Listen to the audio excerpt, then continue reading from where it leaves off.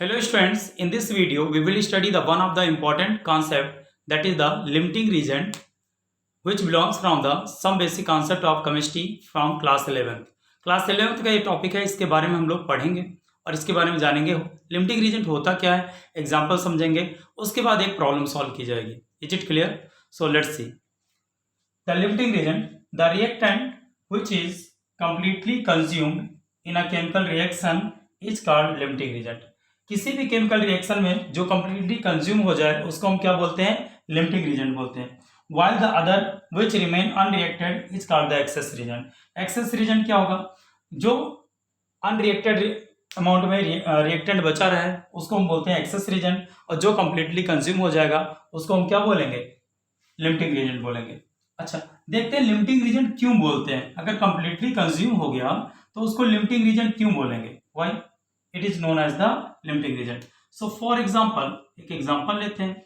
अगर ए है और बी है, ये दोनों रिएक्टेंट है, ये दोनों रिएक्ट करके बना रहे हैं कोई प्रोडक्ट सी बना रहा है. सपोज दैट 20 ग्राम ए है और 10 ग्राम बी से रिएक्ट कर रहा है. किससे कर रहा है? 10 ग्राम बी से.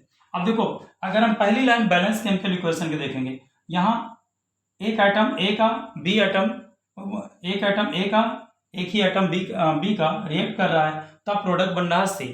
मतलब जो भी प्रोडक्ट बन रहा है वो ए बी के दोनों के कॉम्बिनेशन से बन रहा है. ठीक है. सपोज दैट क्या हो रहा है, हमारा बी जो है, बी क्या हो, 10 ग्राम रिएक्ट करें, तो लिमिटिंग रीजन क्या होगा? सपोज दैट अब मान लो बी आपका 10 ग्राम रिएक्ट कर रहा है, तो 10 ग्राम क्या होगा? ए भी रिएक्ट करेगा, तो यहाँ रिमेनिंग जो ए बचेगा, 10 ग्राम आपका बी है, ये 10 ग्राम ऑफ ए से रिएक्ट कर रहा है, तो 10 अगर ग्राम बी से रिएक्ट करेगा तो 20 ग्राम है, इसका 10 ग्राम इससे रिएक्ट करेगा 10 ग्राम ऑफ ए से, तो यहाँ रिमेनिंग कितना बचेगा भाई? अनरिएक्टेड कितना ए बचेगा? 10 ग्राम. लेकिन 10 ग्राम बी का था और 10 ग्राम आपका किससे रिएक्ट कर गया? ए से रिएक्ट करेगा, तो रिमेनिंग कितना बचेगा? 0 बचेगा. क्या बचेगा? 0. अब देखो, यहां पर ये दोनों रिएक्ट कर रहे हैं, ठीक है, ये बचा react 10 gram of B 10 gram of A से रिएक्ट कर रहा है, तो बी जो है कंप्लीटली कंज्यूम हो गया, बी का अमाउंट कितना बचा? 0. लेकिन 10 ग्राम ऑफ बी जब 10 ग्राम ऑफ ए से रिएक्ट करेगा तो क्या होगा? यहां पर ए का अमाउंट जो बचा रहेगा वो कितना बचेगा? 10 ग्राम बचेगा. तो बी यहां पर क्या हो रहा है? कंप्लीटली क्या हो रहा है? कंज्यूम हो जा रहा है रिएक्शन में, तो इसको बोलेंगे लिमिटिंग रीजन बोलेंगे. और ए जो है, ए कितना बच रहा है? अनरिएक्टेड बच रहा है. कितना बच रहा है? ये 10 ग्राम बच रहा है, तो इसको बोलेंगे एक्सेस रीजन बोला जाएगा. Access reason. नाउ सी, क्या ए 10 ग्राम बचा हुआ है, बी तो कंप्लीटली कंज्यूम हो गया, 0 बचा. लेकिन अगर ए 10 ग्राम बचा हुआ है तो इस 10 ए की वजह से क्या प्रोडक्ट बन सकता है? नहीं बन सकता है.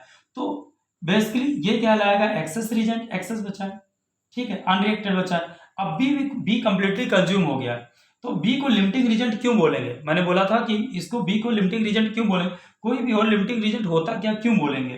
तो बी यहां बचा है 0 ग्राम. अब देखो, प्रोडक्ट ए और बी के दोनों की वजह से बन रहा था, लेकिन बी क्या हो गया है? कंप्लीटली कंज्यूम हो गया है. आप कह सकते हो due to the completely consumption of the B, product formation will be stop. और क्या कह सकते हो? बी लिमिटिंग रीजन है, बी कंप्लीटली कंज्यूम हो गया है, और केवल बी की वजह से प्रोडक्ट सी नहीं बन रहा था, ए और बी के दोनों की वजह से बन रहा था. तो अगर बी कंप्लीटली कंज्यूम हो गया तो आप ये कह सकते हो कि B limit the product, it limits और stop the production of product C. जो प्रोडक्ट आपका बन रहा है उसको क्या करेगा? बी की वजह से क्या है? स्टॉप हो जाएगा. जो प्रोडक्ट सी बन रहा था वो बी की वजह से क्या होगा? क्या हो जाएगा? क्या हो जाएगा? स्टॉप हो जाएगा, लिमिट हो जाएगा. इसलिए इसको क्या बोलेंगे? लिमिटिंग रीजन बोलेंगे. Production of the C will be stop due to the consumption of the B. A alone can not form the product C. A केवल अकेला प्रोडक्ट सी को नहीं बना सकता है, क्योंकि ये दोनों मिलकर बना रहे थे. अब क्या होगा? बी कंप्लीटली कंज्यूम हो गया, सो it limits or stop the further production of the C. That's why it is known as the limiting region. Okay, तो अभी आपको समझ में आ गया होगा लिमिटिंग रीजन क्या है. अभी हम क्या करेंगे? एक प्रॉब्लम सॉल्व करेंगे लिमिटिंग रीजन पे. एक न्यूमेरिकल सॉल्व करते हैं, देखते हैं what is the limiting reagent, how you are going to apply. Now the question is that identify the limiting reagent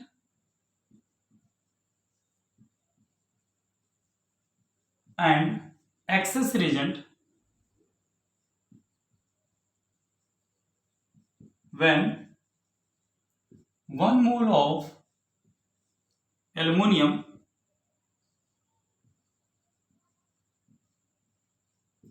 reacts with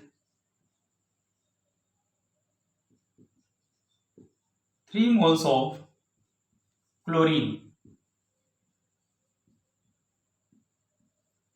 question है identify the limiting reagent and excess reagent when 1 mole of aluminium react with the 3 mole of chlorine. जब 1 mole of aluminium हो 3 mole of chlorine से react करे तो limiting reagent क्या होगा और access reagent क्या होगा. Let's see. पहले इस प्रॉब्लम को सॉल्व करने के लिए हम क्या करेंगे बैलेंस केमिकल इक्वेशन लिखेंगे. So basically Al, see the solution, Al plus Cl2 will react together form AlCl3 aluminium chloride. So यहाँ पर क्या होगा 2Al होगा 3Cl2. सो ये बेसिकली आएगा 2 मोल. अब देखो यहाँ पर क्या कह रहा है पहली लाइन देखो हमें समझना है. पहली लाइन क्या कह रहा है 2 मोल ऑफ एल्युमिनियम रिएक्ट कर रहा है 3 मोल से. 2 mole of A react with the 3 mole of chlorine. 2 mole of aluminum react with the 3 mole of chlorine. So 1 mole of aluminum react करेगा 3 mole of chlorine से. तो कितना बचेगा simply see 2 mole of aluminum. पहली line हमेशा balance chemical equation से लिखेंगे. 2 mole of aluminum react with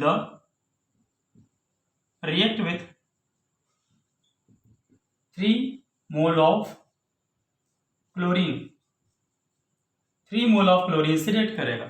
अब क्वेश्चन के अकॉर्डिंग देखेंगे क्या बोला है 1 मोल ऑफ एल्युमिनियम रिएक्ट कितने से करेगा 1 mole of aluminium react with तो 1 into 3 divided by 2 it will become 1.5 मोल. अब देखो यहां पर पहले क्या हो रहा है 2 मोल ऑफ एल्युमिनियम रिएक्ट कर रहा है 3 मोल ऑफ क्लोरीन से. सो 1 मोल जो होगा वो कितने से रिएक्ट करेगा 1.5 मोल. कितने से रिएक्ट करेगा 1.5 मोल से करेगा. अब देखो क्वेश्चन में क्या दे रखा है 1 मोल है यहाँ पर. मान लो क्वेश्चन कितना दे रखा है 1 मोल. अब 1 मोल इससे रिएक्ट कर जाएगा बेसिकली. 1 मोल अगर इससे रिएक्ट करेगा तो क्या बचेगा ये तो आपका बेसिकली आपका 1 मोल एल्युमिनियम इसका क्या है कंप्लीटली कंज्यूम हो जा रहा है. तो आपका 1.5 मोल बच रहा है क्लोरीन बच रहा है. देखते हैं कैसे सॉल्व करेंगे डायरेक्टली कैसे लगाएंगे. यार से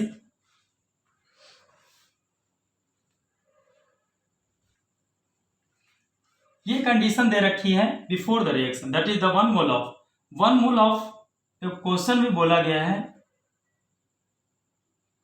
2 मोल ऑफ ये पहली line according to balance equation है 2 mole of aluminium react with 3 mole of chlorine. So here 1 mole of aluminium react with 3 mole of chlorine.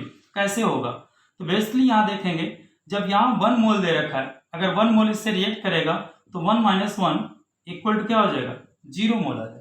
कितना 0.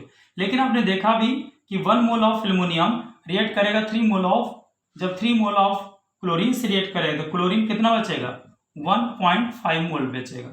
अभी देखा था ना दोबारा रीराइट कर दे रहा हूं. According to balance chemical equation see 2 mole of aluminium react with 3 mole of chlorine. 2 mole of aluminium react with 3 mole of chlorine. So 1 mole of aluminum will react 1 into 3 divided by 2 that is the 1.5 mole. So देखिए यहाँ पर 2 mole of aluminium react कर रहा है 3 mole of chlorine से. तो 1 mole of aluminium 3 मोल से कैसे रिएक्ट करेगा एक्चुअल बैलेंस इक्वेशन के ऊपर. 1 मोल ऑफ जब एल्युमिनियम रिएक्ट कर जाएगा तो 1 - 1 इक्वल टू एल्युमिनियम कितना बचेगा 0. जब 1 mole of aluminium 3 mole of chlorine से रिएक्ट करेगा तो रिमेनिंग जो क्लोरीन बचेगा वो कितना बचेगा 1.5 मोल बचेगा। तो ये आपका कहलाएगा 1.5 मोल एक्सेस रीजेंट कहलाएगा। क्या कहलाएगा? Excess reagent. और ये जो बचा हुआ है ये क्या कहलाएगा? एल्युमिनियम जो कहलाएगा ये क्या कहलाएगा? बेसिकली लिमिटिंग रीजेंट कहलाएगा। क्या कहलाएगा? लिमिटिंग रीजेंट कहलाएगा। So hope you got the concept. Thank you, have a good day.